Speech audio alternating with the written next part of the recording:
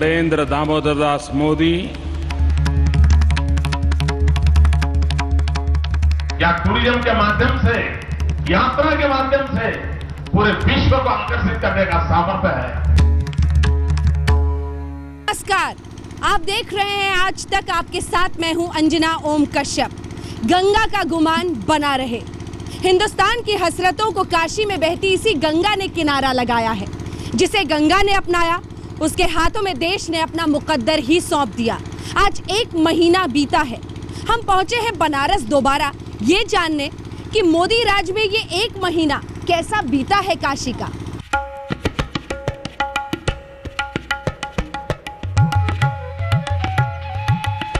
कबीर की काशी ने मोदी को रहनुमा चुना।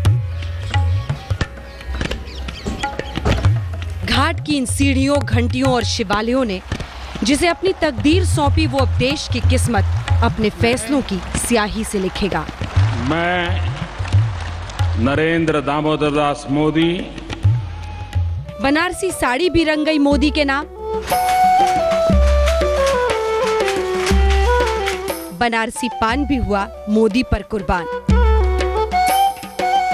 फक्कड़पन के जज्बात भी, तुनक मिजाजी के तेवर भी। भ्रष्टाचार से भारत माता अब की मुक्त होंगी, जब आ जाएंगे नरेंद्र मोदी, आ जाएंगे नरेंद्र मोदी। फकीरी के फसाने भी, अबीर का रंग भी, ये सब अब मोदी के हवाले है। बनारस की तबीयत वैसे हर शहर से जुदा है। इसकी वजह भी है। कई बार बनारस का यकीन टूटा है सत्ता से, सियासत से, और यही वजह है कि कबीर की काशी को सियासत कभी रास नहीं आई। तभी बिरजू और बिस्मिल्लाह की कला को बनारस ने सीने से लगा कर रखा। उसने कला को ही अपनी पहचान बनने का हक दिया। लेकिन इस बार सियासत का शोर कहिए या फिर मोदी का तिलिस्म, बनारस अपने आप को रोक नहीं पाए। आइए लिए चलते हैं आपको बनारस की गलियों में।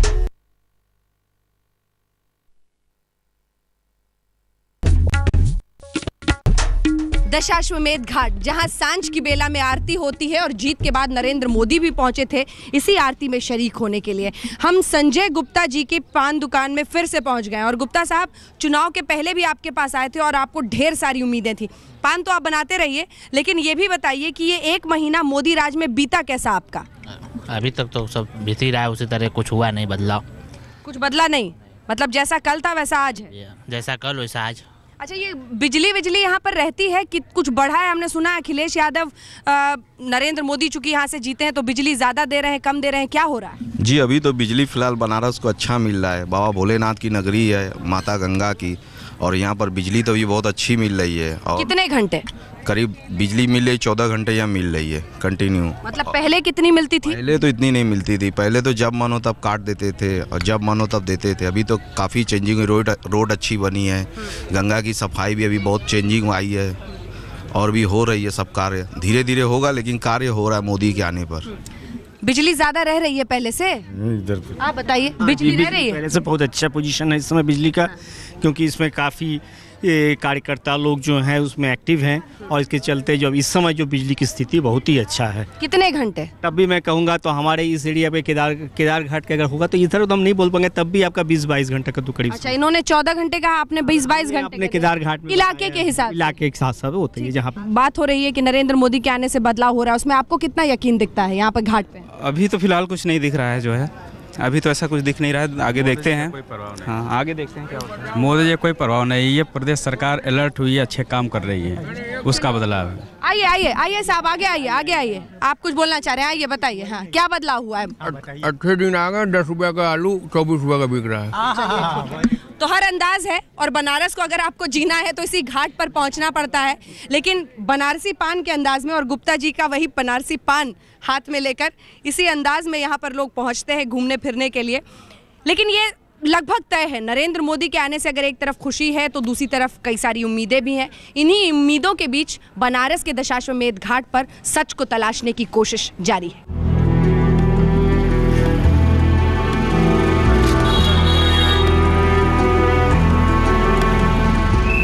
किसी रेस में नहीं है, लेकिन उसकी परेशानियां असली हैं। धर्मनगरी उसकी पहचान है, लेकिन हाथ में डिग्री लिए भटकते युवा उसका सच।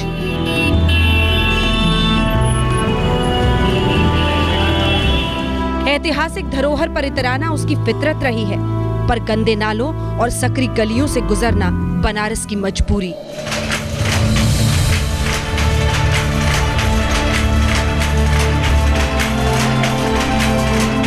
बनारस इस मजबूरी को पीछे छोड़ अब बहुत आगे निकल जाने को बेताब है।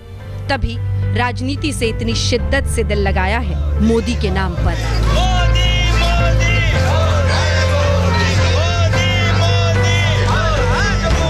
क्या है बनारस के युवा की उम्मीदें, और इस एक महीने में क्या उसकी आंखों में पल रहे सपने की कोई झलक दिखी उसे बनारस के किसी कोने में? भ्रष्टाचार और महंगाई का नामो निशान मिटा देंगे, ये वादा था। उस वादे पर कितने खरे उतरे हैं इस एक महीने में? क्या लगता है जो अच्छे दिनों का वादा था वो दिख रहा है कहीं आसपास बनारस के किसी कोने में? वो तो हमको क्या कहते हैं पूरा साफ दिख रहा है। अभी क्या कहते हैं कह रहे थे कि वो रेल किराया क्या, अभी देखिए अभी क्या कहते हैं, अभी नई बिल्कुल से सीट ली है, तुरंत क्या कहते हैं रेल किराया सीधे हाई लेवल पे ले गए। अब कह रहे हैं क्या कहते हैं, अभी कुछ दिन पहले उसके गैस, अभी उसके गैस के क्या कहते हैं, अभी क्या कहते हैं वो 34-35 रुपये घटाए हैं। कह रहे हैं कि अब सब सीधा क्या कहते हैं उसको हाई लेवल पर ले जाना है। तो यही क्या कहते हैं महंगाई घटाई है। बड़ा हाई लेवल हो रहा है सब कुछ है, सब बातें बड़ी हो रही थी। आप बताइए क्या कह रहे थे? मोदी जी को एक महीने से मीटिंगों से फुर्सत नहीं है, वो देश को देख ही नहीं रहे हैं, इतनी महंगाई बढ़ गई। और वो तो कह रहे थे कि हम जब हमारी सरकार आएगी तो अच्छे दिन आ जाएंगे, और हम लोगों को तो कुछ भी नहीं लग रहा है कि कहीं से अच्छे दिन आ रहे हैं, जबकि महंगाई तो और ज़्यादा बढ़ गई है। ठीक है, आप बताइए, आप बोलिए, आपको लगता है कि जो वादे किए हैं उस पर खरे उतरेंगे? हमें तो बड़ा मुश्किल लग रहा है। क्या मतलब मुश्किल क्या लग रहा है आपको? क्या लग रहा है कि समय कम बीता है, या प्लानिंग में दिक्कत है, या वो जितना ध्यान देना चाहिए उस पर नहीं दे पा रहे? कहाँ दिक्कत दिख रही है? सबसे बड़ी यहाँ पर किसानों की मरान है, क्योंकि वो बेचारे अपने, मोदी पहले ने कहा था कि क्या कहते हैं, आप हमें वोट दें, हम महंगाई सस्ता करेंगे। हाँ। सस्ता उन्होंने नहीं किया। मोदी जब जीत के बाद काशी आए तो दशाश्वमेध घाट की आरती से गंगा मैया का नमन किया। ये बनारस में आत्मा और परमात्मा के मिलन की बेला होती है, हर मनोकामना पूरी होने की घड़ी। लेकिन सांझ दर सांझ आरती के बाद भी खत्म नहीं हो रहा किसी का इंतजार, तो वो गंगा है। मेरे लिए कुछ काम तय किए, और जैसे जैसे मां गंगा मेरा मार्गदर्शन करती रहेगी, मैं उन कामों को पूरा करता जाऊंगा। और तब भाइयों बहनों, गंगा के आरंभ से लेकर के आखिर तक मां गंगा जो चीख चीख करके कह रही है, कोई तो मेरा बेटा है, कोई तो मेरा लाल आए, जो मुझे इन गंदगी से बाहर निकाले। भाइयों बहनों, बहुत सारे काम ऐसे हैं जो शायद ईश्वर ने मेरे लिए तय किए हैं। जिस गंगा के बुलाने पर मोदी खींचे हुए काशी चले आए, वो गंगा भी आज राह तक रही है। लोगों के दुख हरते हरते आज गंगा की ये हालत हो गई है कि उसे भी एक सियासी मसीहा का इंतजार है, जो इस गंगा नदी में बहने वाले गंदे नालों का मुंह मोड़ दे, जो कूड़ा फेंकने वालों को रोक दे। जी हाँ, गंगा को एक बार फिर से गंगा हो जाने दे।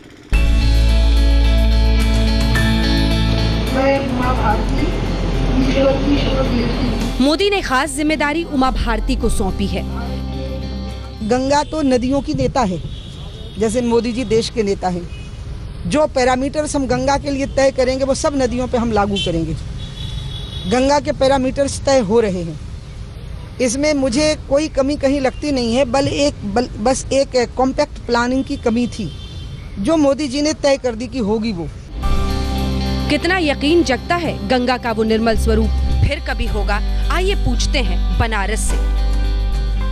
देखिए, अच्छे दिन कोई जादू की छड़ी तो है नहीं, तुरंत तो आते नहीं, उसमें थोड़ा टाइम लगेगा। शहर की काफ़ी समस्याएं तो सुधार हुई है बिना उनके कहे हुए। बाहर की सुविधा स्वच्छता ठीक ठाक है। Transport is quite a big problem in Varanasi. Rome was not built in a day. Banaras की एक शिकायत और है, बनारस भारत के नक्शे पर सबसे बड़ा पर्यटक स्थल हो सकता था। सियासी बेरुखी ने ये होने नहीं दिया। अच्छे दिन ये है कि जो अभी हम सोच के चलेंगे उसका हमको फ़ायदा 6 महीने 8 महीने बाद मिलेगा। हम चाहें कि अगर हमको अभी फ़ायदा मिल जाए तो उसका अभी संभव नहीं है। उसके लिए कुछ हमको भी संतोष करना पड़ेगा। गंगा आरती और गंगा घाट, इधर के घाट देखने ही लोग आते हैं सब जगह से, और हम भी यही देखने आए हैं इधर, तो एवरीथिंग इज़ वेरी नाइस।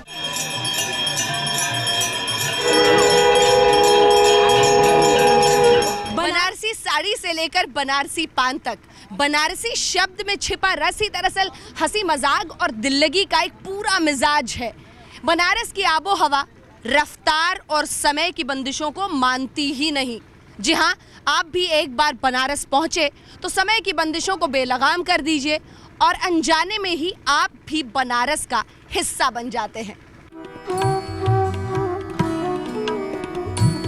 उसकी अलसाई रफ्तार आपको एक अलग ही दुनिया में ले जाती है, लेकिन अब काशी खुद अपनी रफ्तार बढ़ाना चाहती है। वो मोदी राज में चुनावों की चकाचौंध और जीत के जश्न से आगे भी अपना हिस्सा चाहती है। उससे अच्छे दिनों के वादे में अपनी हिस्सेदारी चाहिए। वो भी समझना चाहती है कि मोदी जी के अच्छे दिनों का मतलब क्या है। उम्मीदें तो उम्मीदें हैं, घटती बढ़ती रहेंगी, लेकिन उस एहसास का क्या जो प्रधानमंत्री बनाकर नरेंद्र मोदी को अब बनारस महसूस कर रहा है। इसी पर सवाल करते हैं। आप स्टूडेंट हैं बनारस में? हाँ। आप सभी छात्र हैं? सभी छात्र हैं। बनारस कैसा महसूस करता है? नरेंद्र मोदी प्रधानमंत्री बन गए हैं, क्या क्या एहसास है आपके अंदर? अच्छा लग रहा है इस समय को, लेकिन अभी तो गंगा के लिए सफाई कुछ हुआ नहीं है। जब बने के मोदी जी 2-4 दिन तक सफाई हुआ, लेकिन अब फिर ठंडा हो गया है, काम अब बंद हो गया है, अब नहीं हो रहा है सफाई का कोई भी काम। मतलब उनको बार बार आना पड़ेगा, ये कह रहे हैं आप लोग? आप तो घाट पे ही रहते होंगे, पूजा कराते हैं, क्या क्या देखते हैं? हम लोग को ये गंगा सफाई का अच्छा होना चाहिए, यहाँ के प्रदूषण जो है साफ वातावरण होना चाहिए। अब पहले तो मैं आती थी तो बस यही कहते थे मोदी जी प्रधानमंत्री बन जाए, तो वो बन गए प्रधानमंत्री, अब उस पर क्या कहना है? यही तो हम काशी में अपना नाम करें और सब कुछ सबको जो भी कमी है पूरा करें। क्या है एहसास? नरेंद्र मोदी प्रधानमंत्री बने हैं, क्या एहसास है तुम्हारे अंदर एक छात्र के रूप में? कि वो अच्छा इस शहर के लिए अच्छा करें और शिक्षा में इसको आगे बढ़ाएं और साफ सफाई में अच्छे सिटी को रखें, यही हमारा कहना है। आप बोलिए। इसे का पहले लोग कहते हैं कि ये मंदिरों का नगरी है, लेकिन मंदिरों का नगरी होने की वजह है कि यहाँ सफाई नहीं है, यही हमारा कहना है बस। तो ये बदलना चाहिए, ये दस्तूर बदलना चाहिए, कह रहे हो तुम? हाँ। क्या मतलब नरेंद्र मोदी से उम्मीद क्या है? तो एक युवा के रूप में तुम्हारी क्या उम्मीद है? यही उम्मीद है कि हमारा शहर अच्छा और शिक्षा के रूप में हम लोग को जाना जाए, बनारस के लोगों को, और मंदिरों के रूप में जो पहले जाना जाता था अब यहाँ पर गंगा के रूप में जाना जाता है बनारस को। वो पहचान मिटनी चाहिए। आप बनारस से पढ़े हैं, इस शहर को अब इस हालत में देखते हैं, कैसा लगता है? क्या लगता है आपको, क्या बदलना चाहिए? बहुत बुरा लगता है मैम, बहुत बुरा लगता है। सब बहुत ज़्यादा ट्रैफिक है, कंजेशन इतना ज़्यादा है कि देख के लगता है कि हम किसी परमानेंट, लगता है मेला ऐसा लगा रहता है। इतना बुरा हाल किसी स्टेट में नहीं है। आप आइए, इधर आके बोलिए, इधर आके बोलिए। क्या लगता है आपको बनारस में क्या बदलना चाहिए, क्या ज़रूरत है? अरे ज़रूरत तो बहुत चीज़ है, लेकिन कोई बदल पाएगा तब ना। ये बनारस तो इतने सालों से ऐसे ही चल रहा है। अब देखिए नरेंद्र मोदी आए हैं, इसको बदल पा रहे हैं कि नहीं पा रहे हैं, यही देखना है। तो मायूसी के साथ ये उम्मीद है, अब इस पर हाँ बोलिए। केवल नरेंद्र मोदी नहीं, जनता को भी उनका साथ देना पड़ेगा। अगर जनता साथ नहीं देगी तो वो अकेले नहीं आएंगे यहाँ झाड़ू लगाने। यहाँ लोग अपने आप ही जामुन खा के गिरा रहे हैं, वो भी अच्छे दिन आने के, जनता को भी साथ देना पड़ेगा। जब जनता जुर्माना लग गए, 10,000 रुपये जुर्माना थूकने पे या पानी गंदा करने पे। मैं उधर घूम के आया, उधर नाले गिर रहे हैं, आप खूब सिर हिला रहे हैं। हाँ हाँ, लेकिन आप क्या कर पाते हैं यहाँ पर? आप यहाँ हमेशा रहते हैं, आप कितने लोगों को समझाते हैं? सफाई कराते हैं, थोड़ा यात्री लोग को बताते हैं कि काशी में ऐसा यहाँ गलत काम ना करो, अच्छा करो, यही तो मेरा कहना है। और क्या कहेंगे दीदी, बोलिए। तो बदलेगा इससे सूरत, आपको लगता है बदलेगी? जरूर बदलेगा। हसरते बनारस। बनारस चांद तारे की ख्वाहिश नहीं रखता, बस कुछ बुनियादी सहूलियतों की चाहत है। बुनकरों का धंधा आधुनिक मशीनों के सामने दम तोड़ रहा है। गड्ढों से गुजरते हुए सड़क ढूंढने की झंझट से निकलना चाहता है बनारस। गंदा पानी सड़कों से दूर रहे। शहर में हर रोज 40 करोड़ लीटर सीवेज पैदा होता है, जिसमें से सिर्फ 10 करोड़ लीटर साफ किया जाता है, बाकी सब गंगा में जाता है। गांवों को जोड़े मुख्य शहर की पर्यटन और मैन्युफैक्चरिंग अर्थव्यवस्था से कटे हुए गांवों में बुनियादी सुविधाएं भी नहीं हैं। पर्यटन को बढ़ावा मिले। हर साल 30 लाख से ज्यादा देसी और 2 लाख विदेशी पर्यटक आते हैं, लेकिन बहुत कम दिन ठहरते हैं। उन्हें रोकने का कोई तरीका निकले। गंगा की सफाई, पुनर्जीवन की तमाम असफल योजनाओं के बाद गंगा उतनी ही गंदी है। इसमें और पानी छोड़ने की जरूरत है। घाटों का जीर्णोद्धार, घाट गंदगी और कचरे से भरे हैं, उन तक पहुंचने की गलियां तंग है। बस इन सब से आजाद होना चाहता है बनारस। दिल लगाया है तो इंतजार भी करेंगे। वैसे बेतहाशा बढ़ती कीमतों ने बनारसी अंदाज में कंजूसी का डाका तो डाला ही है। प्लेट से हरियाली हवा हो गई है और हर कदम पर समझौता जिंदगी का उसूल।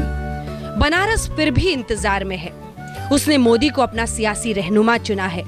इस एक फैसले ने बनारस को गर्व दिया है तो मोदी को चुनौती। हमने कोई जादूगर थोड़ी चुना, हमने प्रधानमंत्री चुना है, तो थोड़ा सा वेट तो करना ही पड़ेगा। कबीर, गालिब, बिरजू, बिस्मिल्लाह का बनारस अब तन मन धन से मोदी का हो चुका है। जी हाँ, उसे इंतजार है। वो अपने इस फैसले पर इतरा रहा है। उसने अपना हक अदा कर दिया है। अब मोदी जी, आपकी बारी है। बनारस तो बस इतना कह रहा है कि 60 महीने मांगे थे, 1 महीना बीत गया, अब 59 महीने बाकी है। देखिए ना, आपको पता भी नहीं चला और 1 महीना बीत गया। लेकिन जो इंतजार करता है उस पर एक एक दिन भारी होकर बीतता है। मोदी जी, आप बड़े हैं, बड़ी आपकी हर बात है, लेकिन बड़प्पन से भी बड़ा वक्त होता है। वक्त फिसल रहा है, गंगा राह तक रही है। कैमरामैन सिद्धार्थ सपाया के साथ अंजना ओम कश्यप, बनारस आज तक।